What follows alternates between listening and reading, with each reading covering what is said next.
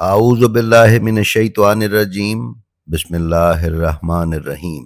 ناظرین و سامعین السلام علیکم۔ امید ہے آپ خیریت سے ہوں گے اور ہماری ویڈیو سے استفادہ کر رہے ہوں گے۔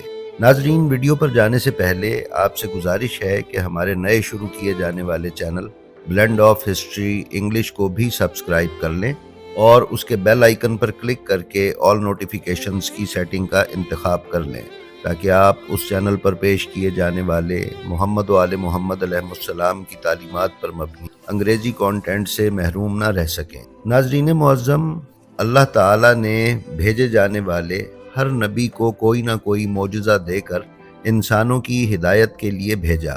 کسی کو ید بیضا اور عصا دیا، کسی کو مسیحائی عطا کی، کسی کے لیے آگ کو گلزار بنایا اور کسی کو لہن عطا کیا۔ اسی طرح جناب سلیمان پیغمبر کو اللہ تعالیٰ نے ساری زمین پر بادشاہت عطا کی، جس کا معائنہ وہ اپنے اڑنے والے قالین پر بیٹھ کر کیا کرتے۔ یہ قالین جناب سلیمان کے معجزوں میں سے ایک معجزہ تھا۔ ہماری آج کی ویڈیو جناب سلیمان علیہ السلام کے اسی قالین کے متعلق معلومات آپ کو فراہم کرے گی۔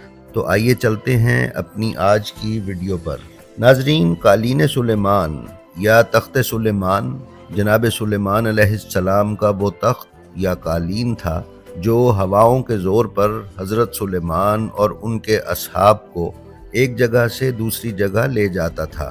قرآن کریم میں جناب سلیمان کے قالین کا نام تو نہیں آیا، لیکن اس بات کی طرف اشارہ ضرور موجود ہے کہ جناب سلیمان کے ہاتھوں میں ہواؤں کا اختیار تھا۔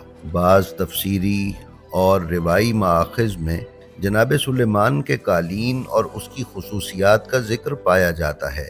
علامہ مجلسی نے ایک روایت سرزمین کربلا پر جناب سلیمان کے قالین کے نزول کے بارے میں نقل کی ہے، وہ ہم آپ کو اس ویڈیو کے آخر میں بیان کریں گے۔ ناظرین، بعض لوگوں کا کہنا ہے کہ جناب سلیمان کا قالین حقیقت سے زیادہ افسانے سے مشابہت رکھتا ہے۔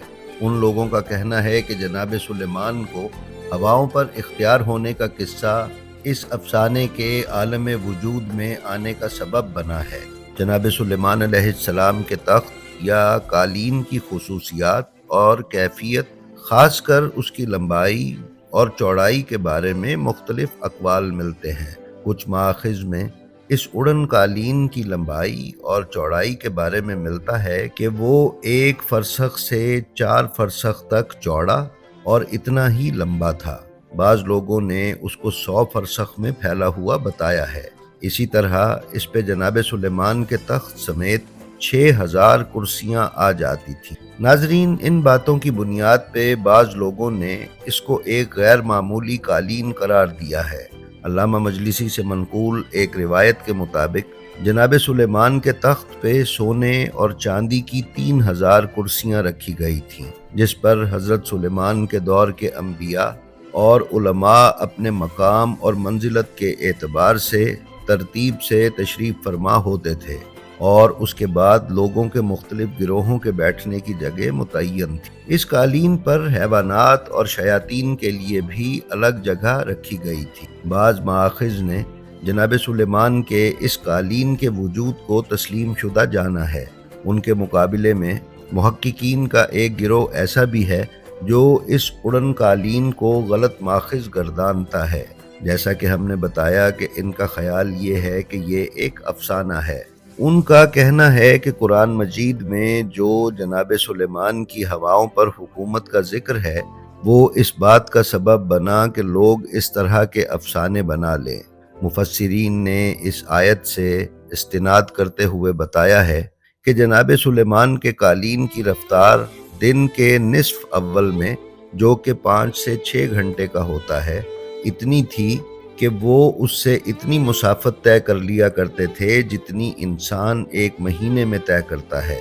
بعض مآخذ میں ذکر ملتا ہے کہ جناب سلیمان ہواؤں کی طاقت سے استفادہ کرتے ہوئے صبح کو خطہ شام سے چلتے تھے اور ناشتے سے دوپہر کے کھانے کے دوران تک ایران یعنی فارس پہنچتے تھے۔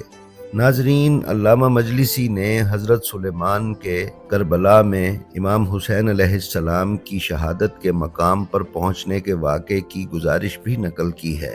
उस रिवायत के मुताबिक जनाब सुलेमान अपने कालीन पर सवार आसमान में परवाज़ कर रहे थे। जब सरजमीन करबला से उनका गुज़र हुआ तो हवा के ज़ोर से आपका कालीन पलटने लगा, यहाँ तक कि आपको लगा कि आप गिर जाएंगे। जब हवा का ज़ोर कम हुआ तो आप ज़मीन पर उतरे। उन रिवायात में नकल हुआ है कि जनाब सुलेमान ने इस बात की वजह जानना चाही तो उन्हें करबला की ज़मीन पर इमाम हुसैन और उनके साथियों के साथ पेश आने वाले वाक़यात से आगाह किया गया, जिस पर आपने गिरिया फरमाया और इमाम हुसैन और उनकी औलाद और असहाब के कातिलों पर लानत की। नाजरीन, ये मालूमात जिन कुतुब से हासिल की गई हैं वो ये हैं: बिहारुल अनवार, तारीख़ इस्लाम नजमुल हसन कर्रारवी, क़ससुल अंबिया, तारीख़ तबरी और कुरान मजीद की मुख्तलिफ तफासीर। जी तो नाजरीन, ये थी हमारी आज की वीडियो। हमें उम्मीद है ये आपको पसंद आई होगी। अगर आपको हमारी कोई वीडियो अच्छी लगे तो उसका लिंक अपने हल्का अहबाब में शेयर करके उलूम मोहम्मद व आले मोहम्मद की तरवीज व अशात में हिस्सेदार बने। हमारी आपसे दरख्वास्त है कि आप अपना और अपने मुतल्लिकीन का बेहद ख्याल रखें और खल्क़ खुदा में आसानियाँ तकसीम करते रहें।